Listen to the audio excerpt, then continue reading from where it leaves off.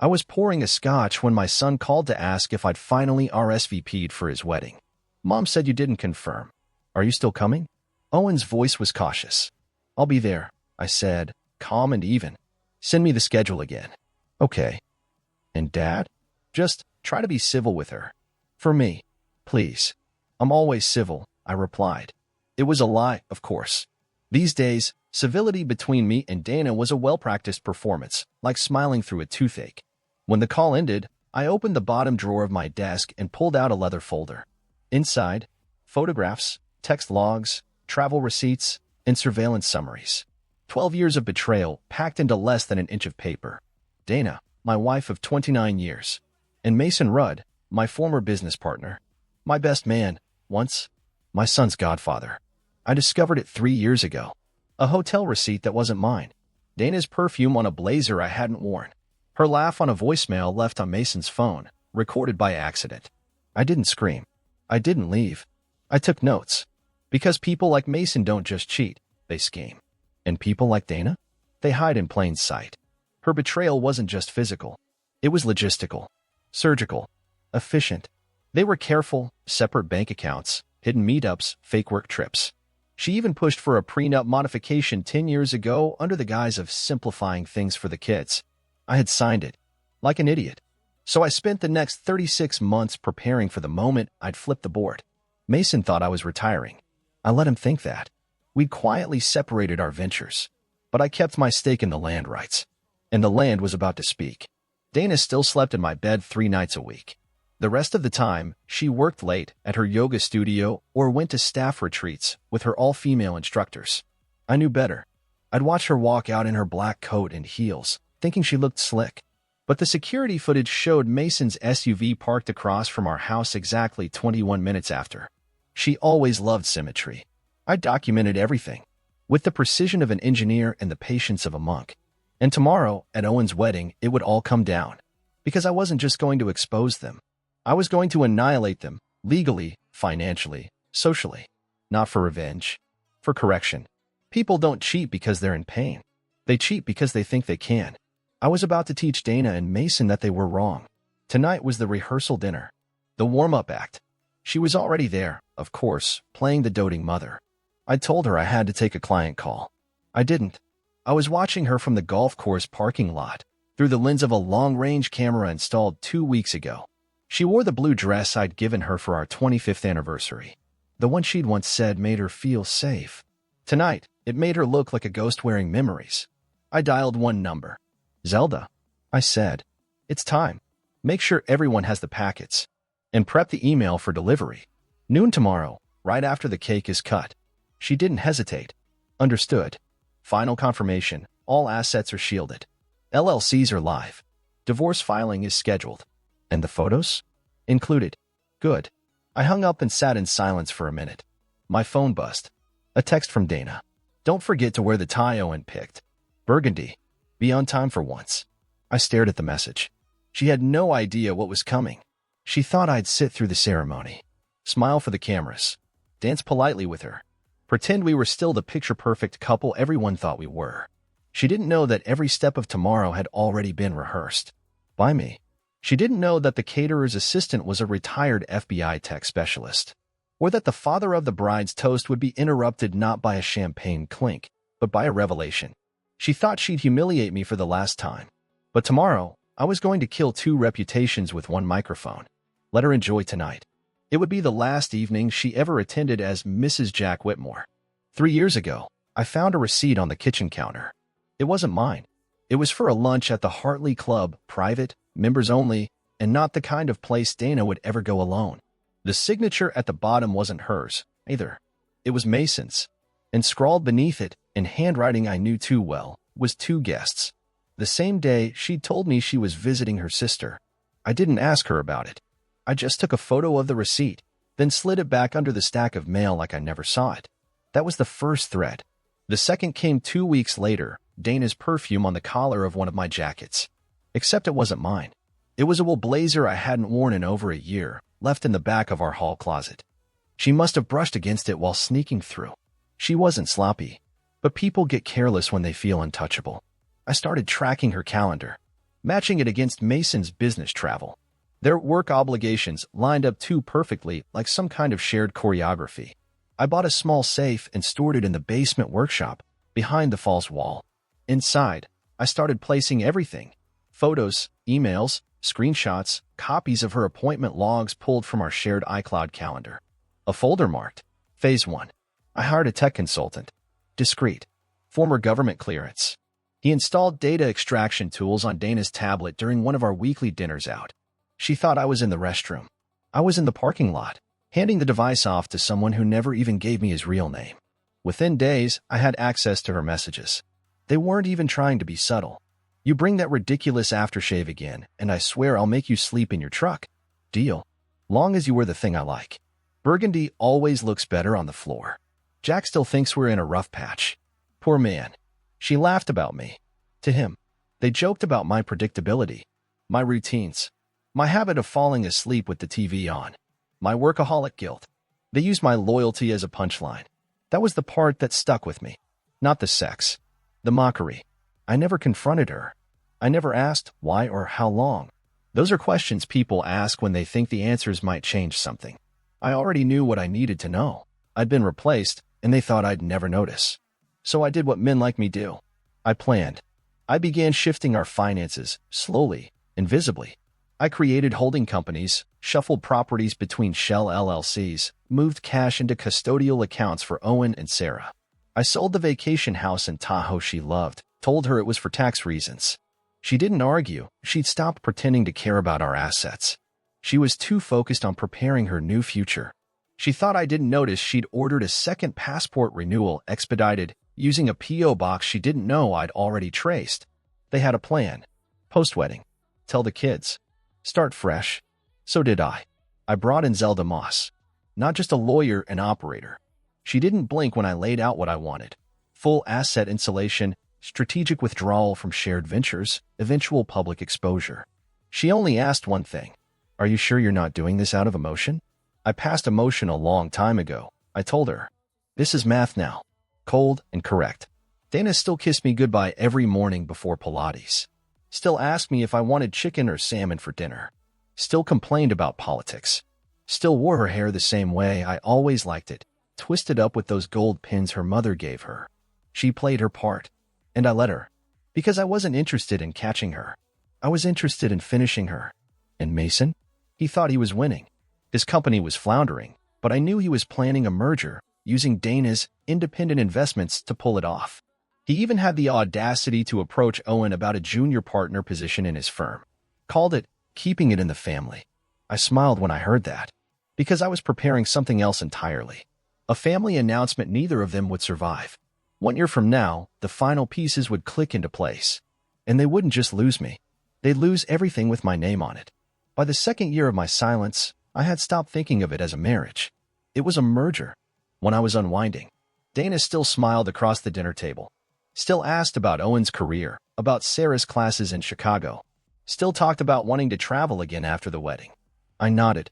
Agreed. Smiled. I even booked a cruise for our anniversary. It was canceled the week before we were supposed to leave. Supply chain issues, I told her. The company's offering credits. She didn't even look up from her phone. That told me everything I needed to know. I didn't just want Dana and Mason out of my life. I wanted them out of everyone's. So I began collecting his enemies. The ones who had once whispered to me after conference calls or leaned across cocktail napkins to vent.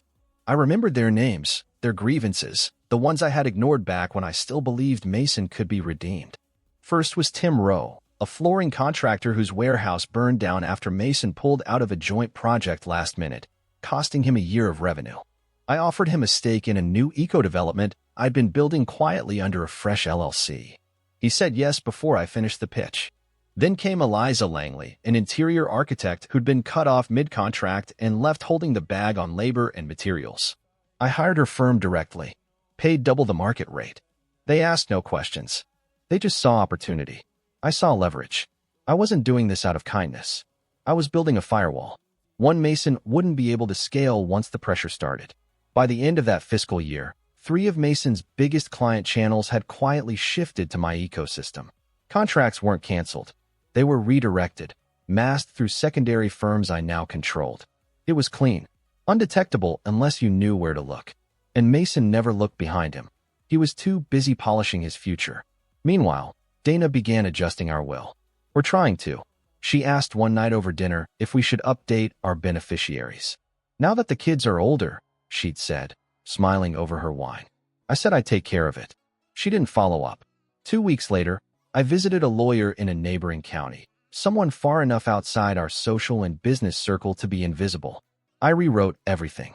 Dana's name vanished from every document. Her healthcare power of attorney. Her right of survivorship. All gone. In her place, a blind trust.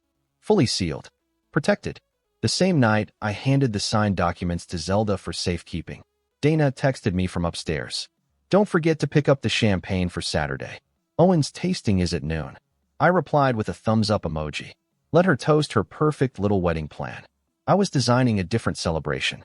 That spring, Mason reached out for help. His company, Elridge Partners, had been denied funding on a shopping plaza project in Bellingham. He blamed red tape, but I knew the real reason. I had met with the investor board months earlier and quietly planted concerns about Elridge's accounting integrity. All it took was a casual mention of a minor lawsuit he'd buried back in 2016. Investors hate old smoke.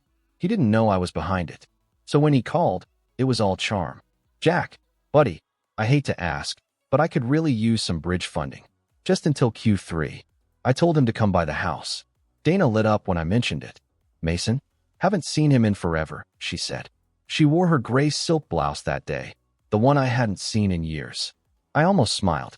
When he arrived, I offered him coffee like old times. Then I told him I'd need full access to Elridge's books before even considering an investment. He hesitated. I didn't blink. 2 days later, I had the files. Within hours, my forensic accountant found 3 separate side accounts and more red flags than a football stadium. I made my offer anyway. I'd cover the gap, but I'd take 60% ownership of the development, and Elridge would step down as lead. He agreed. Because he was desperate. Because Mason always thought he could talk his way out of anything. He had no idea he'd just handed me the first of many death warrants. That night, Dana asked if I was proud of Owen. He's grown up so much, she said. I think he's going to be a great husband. I looked at her for a long time. Yeah, I said. Because he still believes in trust. I arrived late to the rehearsal dinner on purpose. The event was hosted at the home of Stella's parents. Old money people from Bainbridge Island who dressed like they were always ready for a charity gala. Their backyard looked like something from a lifestyle magazine. White lights wrapped around the trees, soft jazz playing from hidden speakers, waitstaff in black aprons serving champagne with silent precision.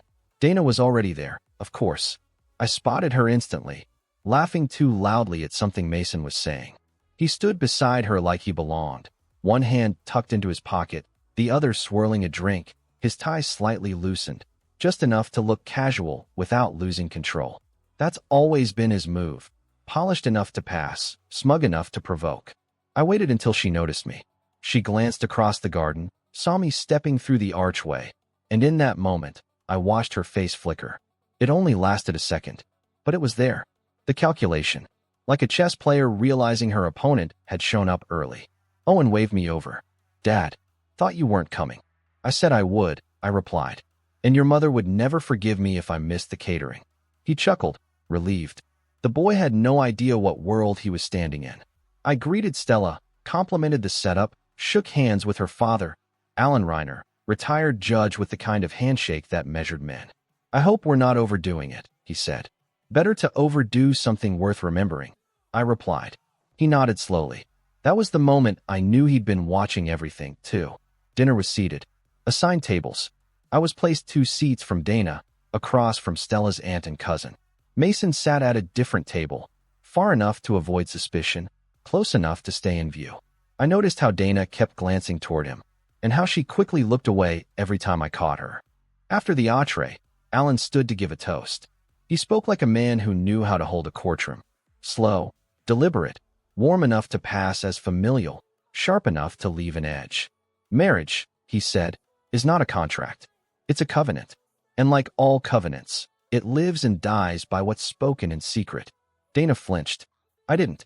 As applause rippled, I excused myself and crossed the garden to Mason's table. Can we talk? I said quietly. He smiled like I'd offered him another drink. Of course. We stepped behind the hedge line, out of view, but not out of hearing. Just close enough. I didn't raise my voice. I didn't need to. You won't be at the wedding tomorrow, I said. He blinked. Excuse me. You'll wake up sick. You'll send your regrets. You'll stay home. Or I'll make sure every person in that tent hears exactly how long you've been sleeping with my wife. He tried to laugh. It broke halfway through. You don't have proof. I have everything. He stepped back. She said you didn't know. Then she's as stupid as you are. I handed him a small envelope. Inside, one photo, one timestamp, one screen capture. Nothing explicit. Just enough. Make the right call, Mason, I said. Or tomorrow won't be a celebration. It'll be a reckoning. He said nothing, which meant I'd already won. Back at the table, Dana smiled when I returned, but it didn't reach her eyes. What was that about, she asked. Old business, I replied, lifting my glass. Not worth discussing tonight. She hesitated, then turned back to her plate, but I could feel her watching me from the corner of her eye. Later, as guests began to leave, she caught me by the bar. You've been quiet all night, she said. Enjoying the view, I replied. She narrowed her eyes. Something's changed. You're different. I sipped my scotch. People change. She leaned in. What did you say to him? You'll find out. The smirk vanished, and for the first time in years, I saw it. Fear. The morning of the wedding was calm. Unreasonably calm. I woke up early, suited up, tied the burgundy tie Dana had left hanging on the door handle, her final attempt at control. I tied it perfectly. Not for her. For symmetry. She was already gone by the time I came downstairs. Left a note on the counter. Went to help Stella with her dress. See you there, D. I stared at it for a moment, then folded it in half and threw it in the trash. The Reiners estate was dressed like a magazine spread. Crisp white chairs lined the garden path. The string quartet played softly under a lattice of roses. Staff moved like clockwork. People greeted each other with practiced warmth. To them, this was a celebration. To me, it was a stage. I arrived early enough to check with Zelda, who stood near the caterer's van dressed like any other planner. But under her blazer was a flash drive loaded with every piece of evidence. Everything Dana thought was hidden. Already, I asked. Once you speak, it's live, she said. No way back. There never was. Owen looked radiant. Sharp suit, bright smile, nerves barely hidden behind his posture. When he saw me, he came over and hugged me tightly. You made it, he said. I told you I would. His eyes searched mine. You okay? I nodded. Perfect. If he only knew. The ceremony began. Music swelled. Stella appeared like something from a dream. Elegant, steady, glowing. Dana cried softly in the front row. I watched her hand tremble as she dabbed at her eyes with a lace handkerchief. Mason was nowhere in sight. Smart man. The vows were beautiful. Personal. Raw. Owen's voice cracked as he promised honesty, protection, loyalty. And that was my cue. Before the officiant could announce them husband and wife, I stepped forward. I didn't raise my voice. I didn't interrupt with drama. I simply said, before this goes any further, there's something I need to say. To everyone. All heads turned. Stella looked confused. Owen blinked in alarm. Dana froze. I'm Jack Whitmore, father of the groom. And for the last 3 years, I've been watching this family rot from the inside. Silence. Pin drop silence. I've stood quietly while my wife of nearly 3 decades carried out a secret relationship with my former best friend, Mason Rudd. I've collected the evidence. I've reviewed the timelines. I've spoken to attorneys, contractors, mutual acquaintances. And today, I'm done being quiet. Gasps rippled across the crowd. Dana made a soft noise, a strangled sound caught between a protest and a plea. I continued. This isn't about drama. This isn't about revenge. This is about truth. Because you don't build a marriage on lies. And you don't let your children build theirs on illusions. I reached into my jacket, pulled out a small remote, and clicked it. The side screen, meant for the reception slideshow, flickered, then lit up with photos. Dana entering hotel lobbies. Mason's SUV parked outside our house. Screenshots of texts. Poor Jack still thinks we're just distant. Let him. Burgundy again? You know what it does to me. People stared. No one moved. Dana's face drained of color. I looked at Stella's parents. At Judge Reiner. I apologize for the timing, but not for the content. You deserve to know who's marrying into your family. I turned to my son. I love you, Owen. Enough to destroy everything fake so that you can build something real. He stared at me like I'd slapped him, like he didn't recognize the man in front of him. Maybe he didn't. Maybe that was the point. Dana stood finally. Her mouth opened, then closed, then opened again. You vindictive son of a, she hissed, but Judge Reiner stood next to her now, his hand raised. I think we've heard enough, he said, then turned to the officiant. This wedding is suspended. Effective immediately. Stella burst into tears. Owen stood frozen. The guests began to stir, some rising, whispering, others backing away. I stepped aside and let the chaos unfold. Dana rushed up to me, fury burning in her eyes. You ruined our son's life, she spat. No, I said quietly. I just refused to let you keep lying in it. I left the estate before the guests did. Let the Reiners clean up the mess. It wasn't mine to carry anymore. Dana called me 6 times that night. I didn't answer once. Her 7th attempt came as a text. You destroyed everything. I hope it was worth it. I stared at the message for a moment, then archived it. The next morning, Owen showed up at my house. His face looked 10 years older than it had the day before. He didn't even knock, just walked in and sat on the living room couch like it was still his high school summer break. I brought him coffee. No small talk. For a while, we just sat there. Then he said, So it's all true? Yes. For how long? Over a decade. His eyes glazed, but he didn't cry. He was my son, after all. And you just waited? Let her keep living here? Pretending. I didn't let her. I watched her, I said, because I needed to be precise. Clean. Legal. He shook his head, not in disagreement, but in disbelief. You didn't do this for me. I did it so you'd never be like me. A man who ignores the signs. That was when he broke. Not into tears, he was too much mine for that, but into silence so thick I could hear it pressing against the walls. He stood, nodded once, and left without a word. By midweek, the articles started circulating. Small business blogs first, speculating on the collapse of Elridge Partners. Then larger publications, quoting anonymous sources about embezzlement flags, sudden investor withdrawals, lawsuits reopened. I hadn't leaked anything directly, but I had lunch with the right person in the right place. Left the right folder unattended for just long enough. The industry takes care of the rest. Mason vanished from LinkedIn. His assistant posted a vague taking a sabbatical message. His staff started jumping ship 2 days later. I knew because I hired 2 of them. Offered better salaries. No explanation. Let the pieces fall where they may. Dana, meanwhile, tried to regain control. She sent Owen flowers. Showed up at his apartment. Left letters in his mailbox. He didn't respond. Then she showed up at my house. I didn't open the door. Just stood behind the curtain and watched her through the glass. She stood there for 10 minutes. Eventually, she sat on the front step, curled up like a child, arms hugging her knees. And finally, she knocked, not like a wife, but like a stranger. I opened the door but didn't invite her in. She looked up at me, eyes bloodshot. No makeup. No rings. I didn't think you'd actually do it, she said softly. I told you.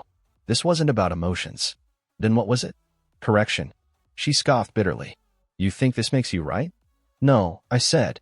It makes you exposed. She stared at me for a long time. Then, you don't even look angry anymore. I'm not. That's what scared her. I could see it. She wasn't prepared for apathy.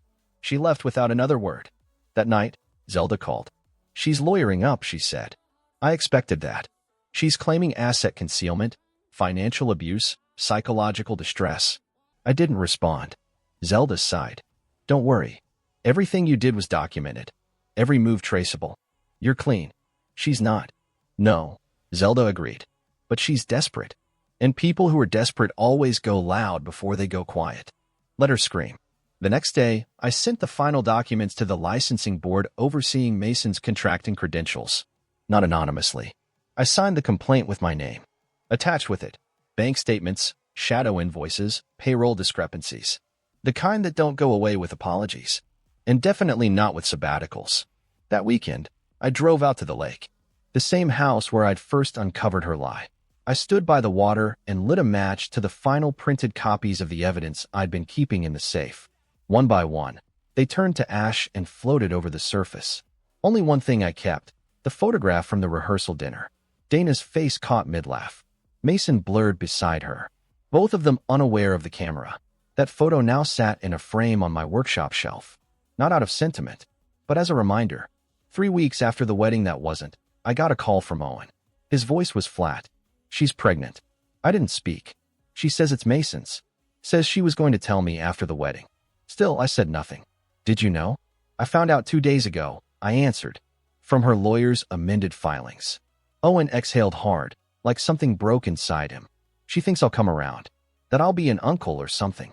She still thinks people forgive as easily as she lies. Owen went silent. Then, you're not coming back from this, are you? I was never coming back, I said. Not to her. Not to him. Not to any of it. The divorce was finalized in court the following Tuesday.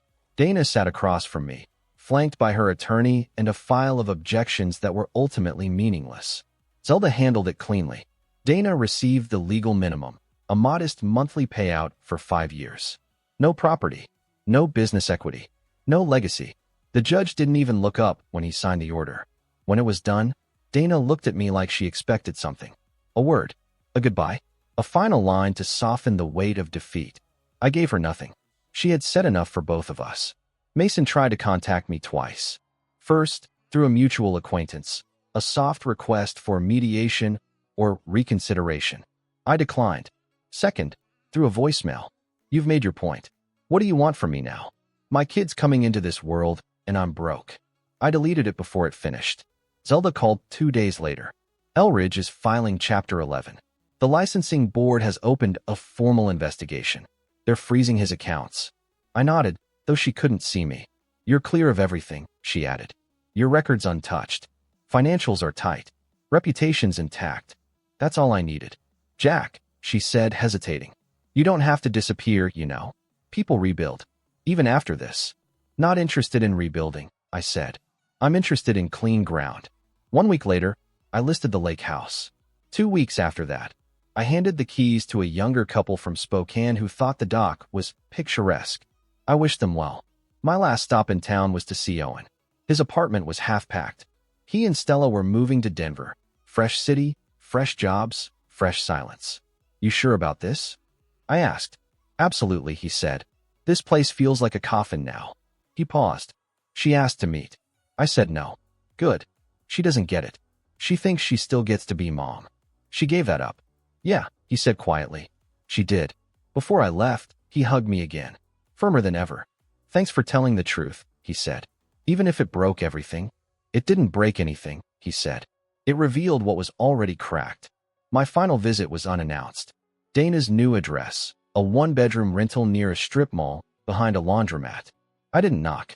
I waited in my car until she came out, juggling groceries and a phone pressed to her ear. She looked tired. Her clothes hung loose around her body. The pregnancy showed now, not proud or glowing, but sagging under the weight of a life she hadn't planned for. I got out of the car. She froze. Seriously, she said, setting the bags down. I didn't come to argue. Then what? I held out a small velvet box. She stared. What is this? More paperwork? Another warning. No. Something you forgot, I said. She opened it slowly. Inside, the sapphire earrings I gave her for our 20th anniversary. The ones she didn't wear to the rehearsal dinner. I kept them, I said. Now I don't want them. She looked at them like they were poisoned. You think this redeems you? She asked. I don't believe in redemption. She laughed bitterly. You still think you're clean in all this? No, I said. I think I'm done. She stepped forward. You loved me. Once. Yes, I replied. Until I realized you loved the reflection of yourself and my loyalty more than me. That stopped her. She looked away. Back at the apartment. The broken porch light. The neighbors arguing down the block. This isn't over, she whispered. Yes, I said coldly. It is. I drove out of the city the next morning. No farewell parties. No calls. Just open highway, new coordinates, and one clean goal.